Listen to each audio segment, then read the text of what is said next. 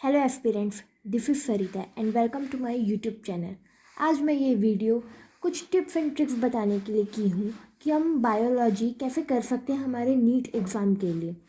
अगर हम नीट का पेपर देखें तो 50% पोर्शन हमारे बायोलॉजी सब्जेक्ट का आता है।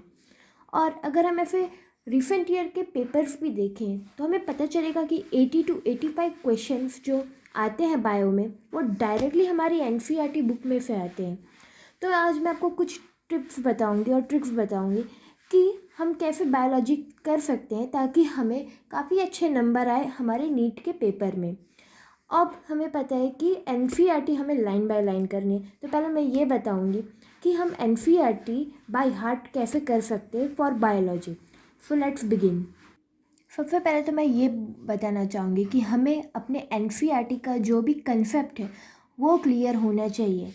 अब हमें जैसा कि पता है कि एनसीईआरटी के लाइन से कितने क्वेश्चंस डायरेक्टली या फिर इनडायरेक्टली पूछे जाते हैं, तो ऐसा हमारे साथ मतलब मुश्किल भी होता है कि हम बार बार एक ही चीज़ को कैसे रिमेंबर करेंगे। तो आज मैं आपको एक तरीका बताती हूँ।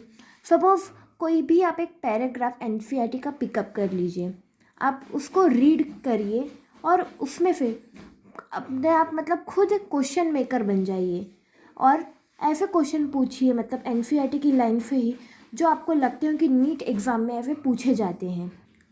फॉर एग्ज़ाम्पल चलिए मैं ये वाला पैराग्राफ ले लेती हूँ कि a biological control being developed for the use in the treatment of plant disease is the fungus of trichoderma. Trichoderma species are free-living fungi that are very common in root ecosystem. They are effective biocontrol agents of several plant pathogens. इतना मैंने paragraph read कर लिया। अगर मैं एक question shutter की तरह बैठूं तो इसमें से मैं ऐसा क्वेश्चन बना सकती हूँ कि name the biocontrol agent that is useful for the treatment of plant disease.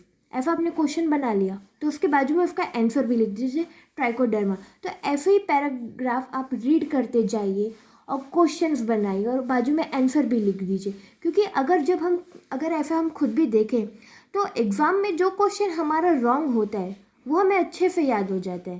तो इसलिए ये ट्रिक इसमें यहाँ पे काम कर जाएगी कि आप क्वेश्चंस बनाइए, मीन्स आप अपने आप को ही क्वेश्चन कीजिए, तो मीन्स बाद में अगर ये क्वेश्चन कभी भी आएगा तो आप इजीली उसका आंसर दे पाएंगे। इस तरह अगर आप एनसीईआरटी का रीडिंग लगाएंगे तो आपके अच्छे नंबर आ जाएंगे बायो में। अब मैं और कुछ बताऊंगी कि आप एक ऑब्जेक्टिव बुक भी ले सकते हैं, जैसे कि एमटीजी पब्लिकेशन की जो NCERT at your finger tips है, आप उसे यूज़ कर सकते हैं क्वेश्चन सॉल्विंग के लिए।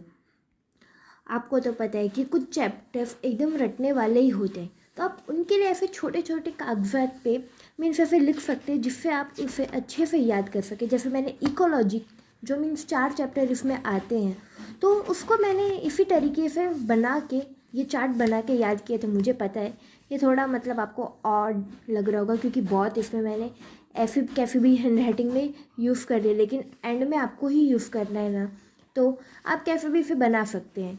अब मैंने एक ऐसी छोटी डायरी भी रखी थी, जैसे अब हम कभी कहीं बाहर जाते तो अपनी बुक्स तो लेके नहीं जा सकते, तो आप इसमें मतलब कुछ इंपॉर्टेंट पॉइंट्स ऐसे लिख सकते हैं, जैसे कि मैंने यहाँ पे लिखा हुआ है ऐसे कुछ जो रटने वाले पॉइंट्स हो एनसीईआरटी के मीन्स बायो के, वो मैंने लिख दिया। इसमें कुछ मैंने फिज़िक्स का भी पॉइंट्स लिख दिया है और केमिस्ट्री का भी लिख दिया है। ये मीन्स डायरी में हर जगह कैरी करती थी कभी भी।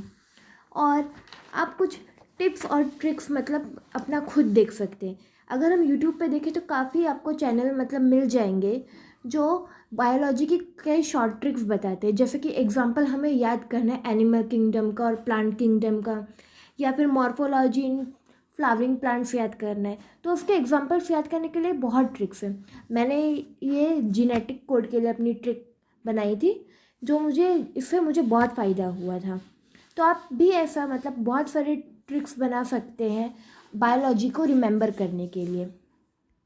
अब आप एक नीट एस्पिरेंट हैं तो आप तो मॉक टेस्ट ज़रूर ही देते होंगे, तो अगर आप एक ऐसी बुक बनाइए जिसमें मॉक टेस्ट में जो आपके क्वेश्चंस रॉन्ग हुए हैं आप उन्हें ही यहाँ पे मेंशन कर लीजिए। तो क्या है, बाद में अगर कभी वही क्वेश्चन आया तो आप इजीली आंसर दे पाएंगे। जैसे कि मैंने ये बनाई थी ये बुक, आप देख सकते हैं इसमें भी मैंने और अंडरलाइन किया है ये तो अलग अलग तरीके का है।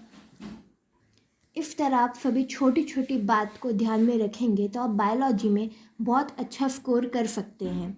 सो इतना ही आज के लिए, मिलते हैं अपने नेक्स्ट वीडियो में। Thank you.